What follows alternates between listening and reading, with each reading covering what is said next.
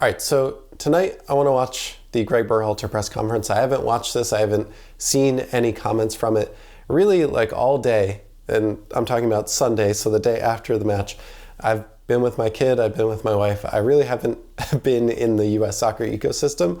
But after collecting my thoughts and really thinking about the game, here's what I think, and then we'll get into the press conference and I'll react to each of Gregg's answers. Okay, so after the 5-1 defeat against Colombia, there are a lot of things going through my head, and I wrote about this on my Substack right after the game, pretty much saying that there are going to be two schools of thought after this match. There's going to be a side that really thinks it's time for Gregg Berhalter to go, that it doesn't matter that Copa America is coming up, that there needs to be a change, whether that's BJ Callahan taking the reins for Copa America, whether we find a new coach. Whatever that situation may be, it's not worse than continuing with Gregg Berhalter. This other piece of me and this other side of the discussion is going to be a lot of individual mistakes were made against Colombia. A lot of players that usually play incredibly well played poorly against Colombia. And there's this voice that's kind of creeping into my brain that is saying, the more and more that the US play, the more and more we don't look like a team that is even the sum of our parts, right? The players that play at club, the Pulisics, the Balligans, the players that have 10, 15, 20 goals and assists each, we have defenders that have won championships, won their league MVP. It's just so many great teams, and the great teams, don't make their luck bad. They don't have individual mistakes all of the time. I can understand one or two games here and there, but for the US, it's like we make bad luck so much more than we make good luck. And then the other side of it is that with Gregg Berhalter as the coach, isn't that the job of the coach to make a team coherent? If everything that we hear about brotherhood and togetherness, that should make us play better than the sum of our parts. And right now we play well below that. And I think we saw with Colombia, like, you can't tell me that the starting 11s for each team are not congruent. Like Colombia, their starting 11, their entire roster, they are not head and shoulders above the US. And I'm not trying to underestimate the opponent or talk down to Colombia, but if you look at where each player is playing and what role they play for that club team, the US arguably has a better talent pool than Colombia right now. Now, you got to give Colombia their props. They're unbeaten in 20. They're one of the best teams in CONMEBOL. There's just this feeling in my gut that says, no matter what happens at Copa America, really, like, unless we get to a semifinal, no matter who we lose to, Gregg Berhalter is not the coach to go to the World Cup with. And I didn't feel that way before this game. Okay, so those are my kind of initial thoughts right after the game, and then this kind of 24-hour period after. This is where I am as a fan and as someone who commentates on the game, right? So let's watch this press conference after the match with Gregg Berhalter and see if he redeems himself at all. Thank you, Michael. Really disappointed, obviously, with the result. We're not framing it as a lesson learned. We're actually framing it as a wake-up call. Really poor performance against a top team. And I think if you give a team like that the opportunities that we gave them, you're going to have no chance to win. It's never going to happen. And, that's what's really disappointing about the game. I think the first half, you look at the two goals, maybe they had 2.5 chances in the first half, scored 2 goals, and then, from the 75th minute on, it was, I think, a lack of respect for our opponent, the game of soccer, what we were doing. And, I think the sad thing is it overshadows, how we got back into the game, how we were aggressive, how we had them on their heels, and they were struggling for a moment when it was 2-1, and we weren't able to capitalize on it, and then the game went to pieces late in the match. So, wake up call for us. We express that to the group, and we move forward, and we play Brazil on Wednesday. So I understand he can't really go at them because it's a friendly, right? You need to kind of keep spirits at a minimum going into a Copa America tournament. At the same time, and really, like, what else can we want him to say? But like, a wake-up call 5 years into your tenure is not really a wake-up call. And genuinely, like, I say this as someone that coaches high school at the moment, like, your job as a coach is to make sure that your team correctly estimates the opponent. If players go in and they underestimate the opponent and they kind of disrespect the game itself, yes, that's on the players, but really that's on you as the coach in terms of preparation and who you're putting into this game. I will say I understand how frustrating this must be, because Gregg Berhalter probably from a federation level doesn't feel like there's fire under his seat, but from a fan perception level there really is. And to be 2-1 down to Colombia, to really be playing them face up, like, the possession was equal, the big chances were equal, that has to be really frustrating, that at the end of the game you're walking away 5-1 and everyone's pretty pissed off. But rightly so, like, it is your job, even in a friendly, to make sure that your team and the players that you're putting into the game are respecting the game and respecting the opponent. Like, at the end of the day, the buck does stop with the coach. And what I feel like with Gregg Berhalter is very rarely it's his fault. Now, one thing I always wish, whether I thought Gregg Berhalter was the right or wrong person to bring in the second tenure, one thing that always rubbed me the wrong way is that players really do like Gregg Berhalter, and who am I to say who they want as a coach? But at the same time, in my mind, that just creates this perception of, like, he's not hard on them. He's not a hard coach to play for. And when I think about, like, the Pep Guardiolas, the Jurgen Klopps, sometimes their players aren't having fun playing for them, but their teams win a lot because they're being pushed. I'm sure they all love their coaches at the end of the day, but there are moments where you kind of need that wake-up call from the coach to tell you that you're not doing what you need to. You're not respecting your opponent. And what I've always felt with Gregg Berhalter is just that it's easy for the players and they feel good about the environment, which, again, on one hand is great. It has benefits, but there is this level of, like, we do need to push the envelope a little bit, and that requires players to feel pressure as well. So let's go to the next one. Steve Goff of the Washington Post. Greg, what individual mistakes seem to really hurt you as well as the collective? Were you surprised given given how long this team has been together and some of the repetitions they've gone through that this would unfold that way? It was a good opponent, and particularly late in the game we weren't moving for each other.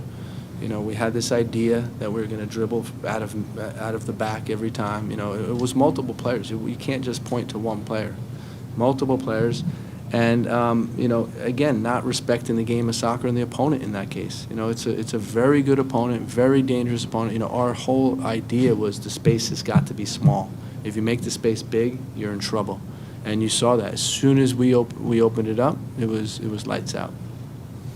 I mean, how much more can I really say? That's not a continuation of the last answers. It's like, yeah, the players really did screw up in this instance. And players that, like, one of the most frustrating things about last night is that the best left back in the Premier League of 2023-24 was the worst player on the field for the U.S. And Anthony Robinson is, like, our key to being good right now with Serginho Dest out, and our fullbacks are a weapon for the U.S.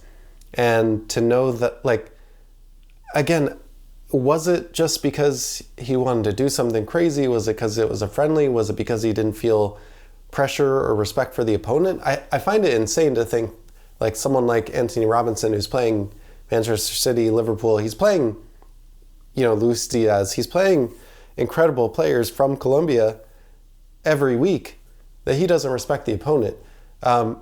The third goal that Colombia scored, where Johnny was dribbling, was dispossessed from behind, that's just so frustrating as a fan. Like, yeah, individual mistakes like the first goal where Jedi blocks the pass and it goes in. Gio Reyna and Tim Ream don't really look like they're putting a ton of effort into it.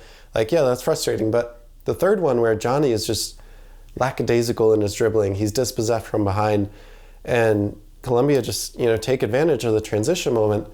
Those are like, if it happens once in a game, fine, okay, but as a coach, if it happens 5 times, you have to think that something in the preparation or the in-game management has an impact on that. Now, Gregg Berhalter is not on the field. The players win and lose the game, but you do have an impact on how those players are feeling, how those players are participating in the game. And at the end of the day, again, continuation exactly of the last answer, the buck does stop with the coach, with the head coach. Henry, to your left. Greg, you guys, you and the players have consistently talked about wanting to and needing to beat big teams like this to have confidence that you can do it when you go into a major tournament. Do you worry that the consistent losing to these types of teams will potentially have the opposite effect, and that it would get in guys' heads that they maybe feel like they can't beat this team? No, I don't think so. I mean, Thank you, Henry. it's about understanding what it takes to beat teams like this. And, when I said a wake-up call, there's some glaring things that you have to address if you're going to compete at this level. And, and so, we just go back to work. Our mindset the whole time is we want to improve, we want to get better, we want to use every opportunity, every game we play to keep improving, and we'll certainly keep the same theme in this one. Okay, so let me also say, while I'm starting to shade into the fire Gregg Berhalter is the right decision right now, there is still a friendly against Brazil on Wednesday night. There's still the tournament to be played. If we are a serious nation and a serious coaching staff and a serious group of players, we will take this as a wake-up call. So in this particular instance, I will give them the grace to learn from whatever this mistake was, to learn from whatever happened against Colombia. However, the result itself and the way that we went about getting this result, 5-1 against Colombia, that is not off the table about how it makes me feel about this team and about this coach. I think that is still all relevant facts and information that I can take in to make a determination if I want him to be the coach or not. But at the same time, maybe we do learn a lesson. Maybe we do something better against Brazil. We have a full 90 minutes where we compete and maybe beat Brazil. Then that gives us confidence going into Copa America. But that's a big if. Brazil rested pretty much their entire starting 11 against Mexico so that they could play the U.S. with the full starting 11. I don't know how well this is going to go for us. And to Henry's point, great guy, by the way, to Henry's point, it is very possible that we just lose and this starts this mindset of we can't beat these big teams. We can't have marquee wins. How do we do it? We don't know how to do it. And now we have to figure out how to do it in a what is the most important tournament in the U.S.'s history going into the 2026 World Cup. It's, yeah. I'm running out of adjectives to say frustrating. Michele, straight ahead, and then Jonathan. Hi, Greg. Hey, Michele. Any positive that you take away from the game? Yeah, there were some positive chunks of the game, right? But again, when I'm looking right now at 5-1, and it's not good enough. That's for sure.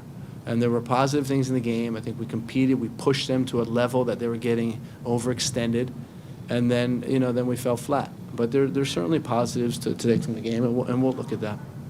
That's not quite on the Canada level of like we dominated when we lost in Canada.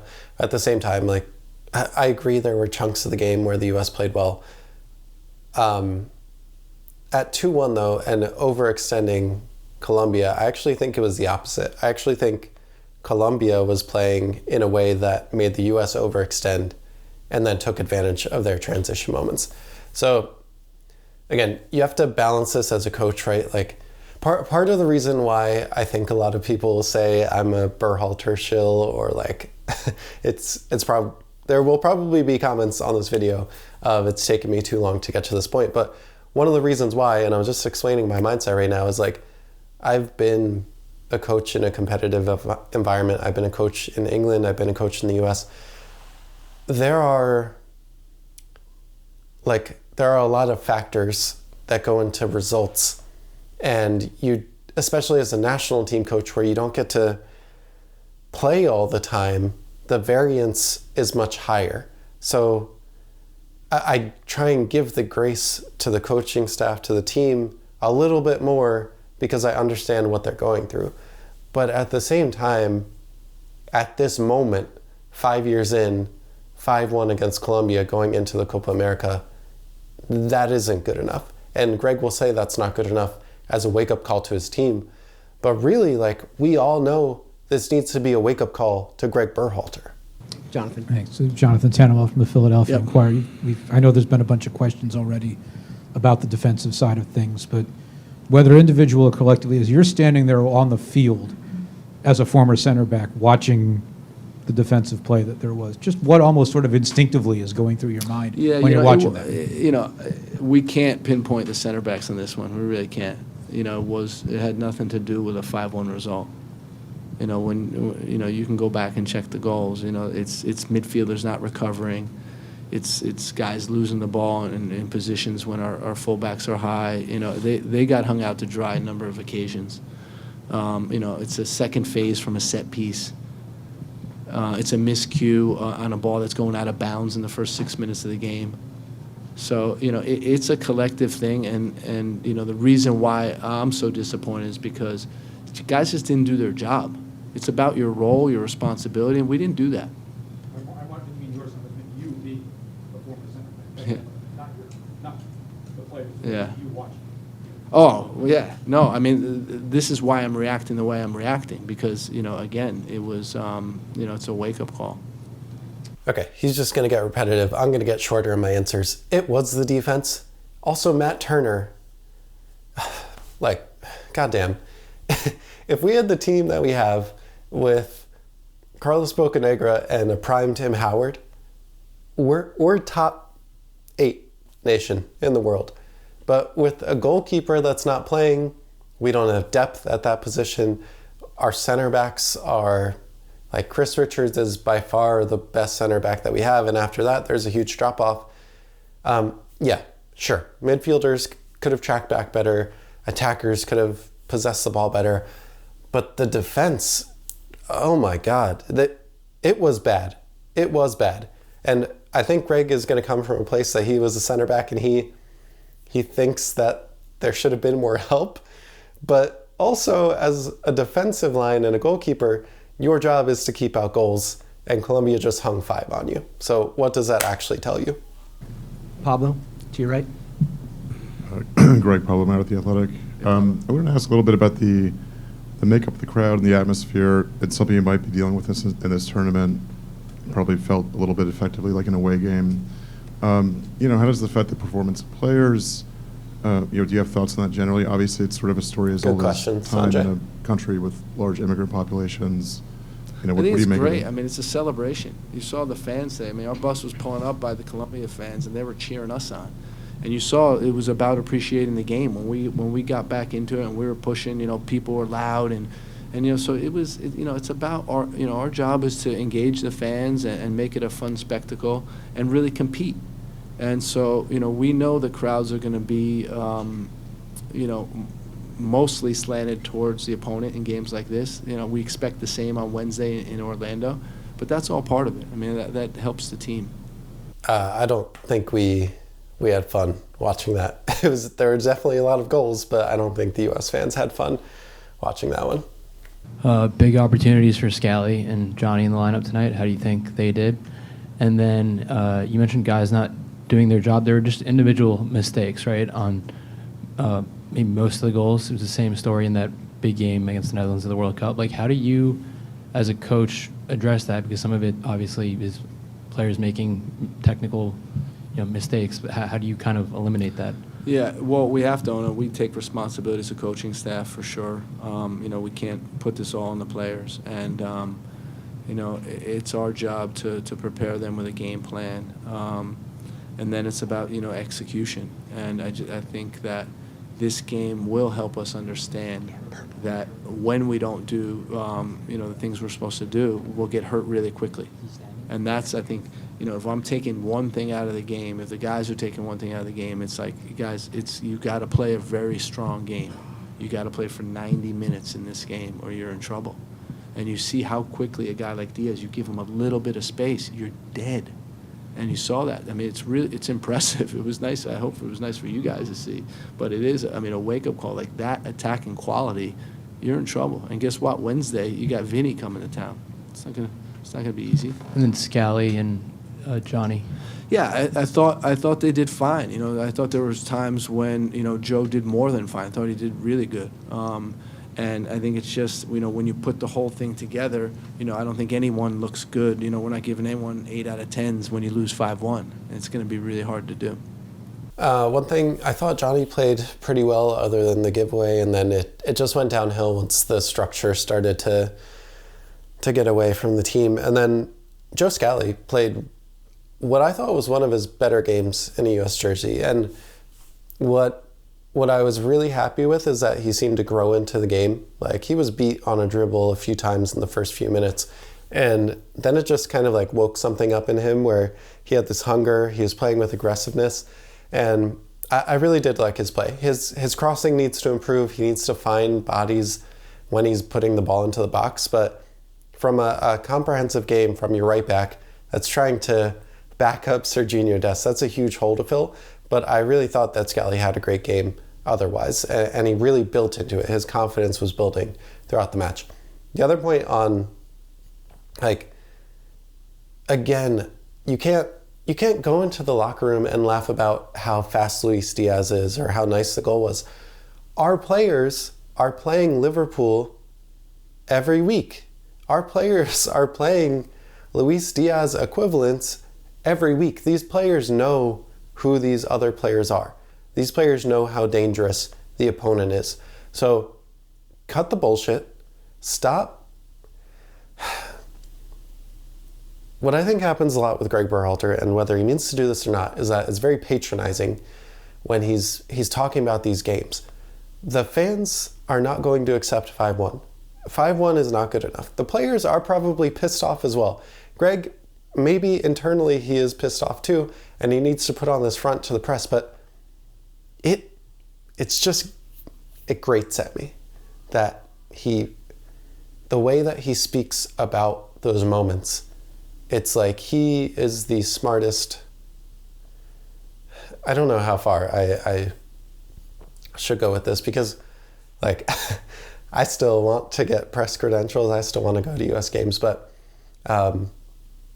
it just really irks me when he speaks to the fan base through the press like we don't know who Luis Diaz is. Like, the players have never played that caliber of player before.